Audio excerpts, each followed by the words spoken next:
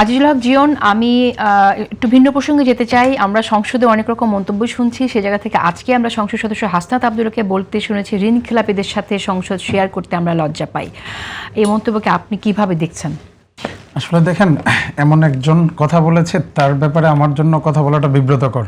জুলাই আগস্টের ছাত্রগণ অভ্যুত্থানের সময় আমি যদি ডেট ভুল না করি, 18ই জুলাই রাতে বা 19 জুলাই রাতে কিন্তু তৎকালীন যিনি সরকারের দায়িত্বশীল মন্ত্রী ছিলেন তার সাথে বসে কিন্তু আমাদের আন্দোলনটাকে ওনারা বিক্রি করে দিয়ে চলে আসছিল এবং মিডিয়াতে সরাসরি বক্তব্য দিয়েছিল। আমরা এই আন্দোলন থেকে নিজেদেরকে প্রত্যাহার করে নিয়েছি, সরকার দাবি দেওয়া মেনে নিয়েছে। এখন পর্যন্ত যত ধরনের অকারেন্স করছে সেটার দায় আমাদের উপর দেওয়ার একটা প্রবণতা ছিল। এবং তার আগে উনি কোন দল করতো সেটাও কিন্তু অনেক প্রশ্নের বিষয়, সেটাতে আমি যাবো না। শুধু একটা জিনিস বলি, তাদের তৎকালীন বৈষম্য বিরোধী ছাত্র আন্দোলন যখন চলমান ছিল, এনসিপি গঠন করার আগে তাদেরই ছাত্র সংগঠনের একটা ছেলে ছিল জানে আলম অপু, সম্ভবত আমি যদি ভুল না করি, ছেলেটা কিন্তু গুলশানে একটি চাঁদাবাজির মামলা আটক হয়েছে।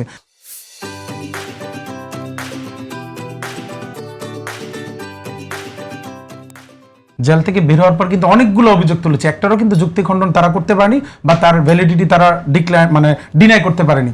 তার ওয়াইফকে তুলে নেওয়ার প্রসঙ্গ পর্যন্ত বলেছে। আমি সেদিকে না যাই, সে কিন্তু একটা তথ্য সহ একটা চিঠি কিন্তু সে পোস্ট করেছিল সামাজিক মাধ্যমে রিসেন্ট টাইমে, যেটাতে উল্লেখ করা হচ্ছে সেই সময় 2025 সালের যে রমজান মাসে যতগুলা ইফতার পার্টি করেছিল এনসিপি, বৈষম্য বিরোধী ছাত্র আন্দোলন, প্রত্যেকটাতে ফাইন্যান্স করেছে এই বসুন্ধরা গ্রুপ।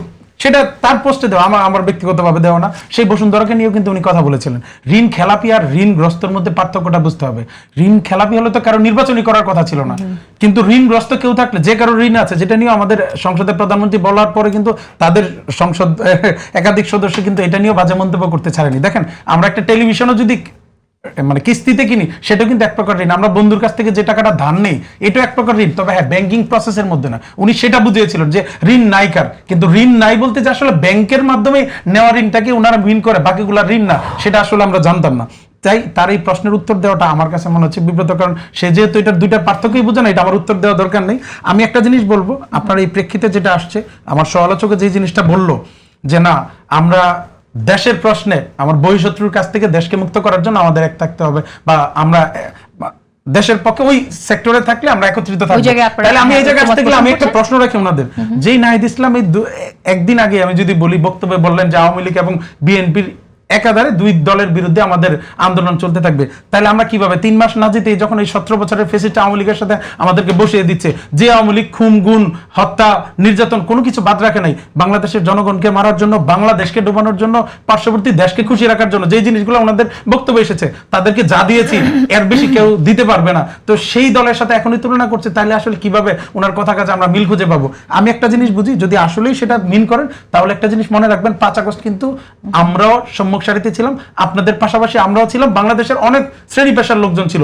সবাই যদি বাংলাদেশ প্রশ্নে এক থাকেন, অনেক কিছু সলভ করা সম্ভব। তবে হ্যাঁ, গরম গরম বক্তব্য দিয়ে অনেক সময় হয়তো অনেক কিছু পাওয়া যাবে না, ভালোবাসার মাধ্যমে কিন্তু অনেক কিছু নেওয়া সম্ভব, সেটা আশা করে যাবে। আমি লাস্ট প্রশ্নটা শুধু বলবো, যে জিনিসটা একটু আগে আসলো, আমরা কার থেকে কোন ইকুইপমেন্ট কিনবো রাষ্ট্রকে শক্তিশালী করতে, সেটার জন্য আমাদের কৈফিয়ত দেওয়ার দরকার আছে বলে মনে করি না। যেটা কিন্তু আমাদের রোশদ ভাই উনি বলেছেন, জিয়াউর রহমানের আমলের কথা।